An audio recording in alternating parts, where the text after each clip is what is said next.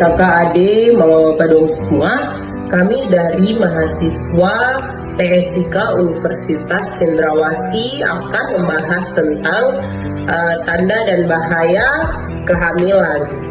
Nah, menurut WHO, pregnancy atau kehamilan merupakan proses 9 bulan di mana perempuan membawa embrio atau janin yang berkembang di dalam rahimnya.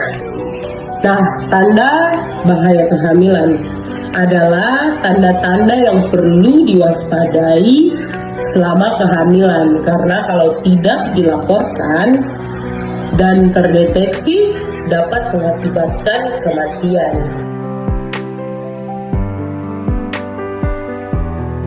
Di sini saya akan menjelaskan macam-macam tanda bahaya pada kehamilan. Yang pertama, pendarahan yang keluar dari jalan lahir. Terbagi menjadi dua, yaitu pendarahan usia kehamilan muda atau di bawah 3 bulan. Bisa merupakan adanya tanda abortus atau keguguran. Sedangkan usia kehamilan tua atau di atas 7-9 bulan, meskipun sedikit pendarahan tapi dapat menjadi ancaman bagi ibu dan juga dapat menjadi penyebab kematian janin. Sakit kepala yang hebat dalam kehamilan adalah gejala dari preeklamsia atau tekanan darah tinggi, sehingga dapat membahayakan keselamatan ibu dan janin. Penglihatan kabur. Pada ibu hamil, gejala yang sering ditemukan adalah preeklamsia berat menuju eklamsia atau kejang yang terjadi pada kehamilan atau saat setelah melahirkan. 4. Bengkak atau edema di wajah dan tangan adalah penimbunan cairan secara berlebihan di jaringan tubuh. Biasanya diketahui kenaikan badan berlebihan pada ibu hamil harus diwaspadai. Kita akan melanjutkan dari macam-macam tanda dan bahaya kehamilan. Yang kelima, ketuban pecah sebelum waktunya. Ketuban pecah sebelum waktunya atau ketuban pecah dini adalah ketuban yang pecah sebelum ada pembukaan pada serviks.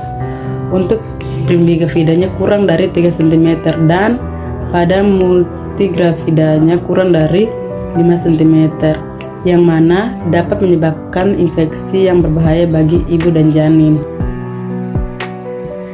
Yang keenam, gerakan janin tidak menentu. Gerakan janin merupakan indikator kesejahteraan janin. Poin pertamanya, pada trimester kedua, sekitar minggu 20-24, janin harus bergerak paling sedikit 3 kali. Jika janin tidur maka pergerakannya melemah. Poin yang kedua, pada trimester ketiga, pergerakan janin mencapai 20 kali sehari. Bila pergerakan kurang dari 3 kali dalam periode 3 jam, biasa pertanda gawat janin. Yang ketujuh, nyeri abdomen yang hebat dapat menandakan adanya ektopi atau abortus dan pseudoplacenta. Yang kedelapan, muntah terus-menerus. Apabila keluhan ini makin bertambah berat sehingga mengganggu aktivitas sehari-hari ibu dan keadaan umum ibu buruk, keluhan ini disebut dengan hyperemesis gravidum. Keadaan mual dan muntah yang terus-menerus dan membahayakan pertumbuhan janin serta keadaan ibu. Yang kesembilan, demam tinggi dan kejang. Demam tinggi dapat disebabkan karena adanya infeksi. Baik, selanjutnya saya akan menjelaskan tentang suplemen vitamin yang dibutuhkan ibu hamil. Yang pertama, asam folat. Asam folat berfungsi untuk mencegah cacat lahir, mencegah BBLR, dan kelahiran prematur. Kebutuhan asam folat yaitu 800 mg per hari. Sumber alami berasal dari sayuran hijau, jeruk, kacang kering, dan kacang polong. Yang kedua, kalsium. Kalsium berfungsi untuk tulang dan gigi yang kuat, menjaga peredaran darah dan saraf agar berjalan normal.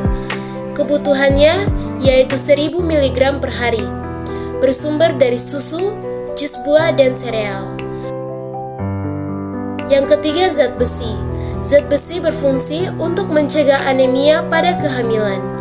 Kebutuhannya yaitu 27 mg per hari, bersumber dari daging, ikan, dan unggas.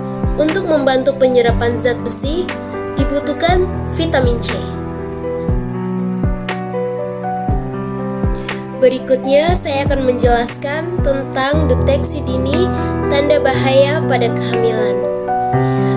Penata laksanaan deteksi dini terhadap tanda bahaya kehamilan dapat melalui pemeriksaan kehamilan secara rutin pada tenaga kesehatan paling sedikit 4 kali selama kehamilan, yaitu yang pertama, 1 kali trimester pertama, yang kedua 1 kali trimester kedua, dan yang ketiga 2 kali trimester ketiga. Face in your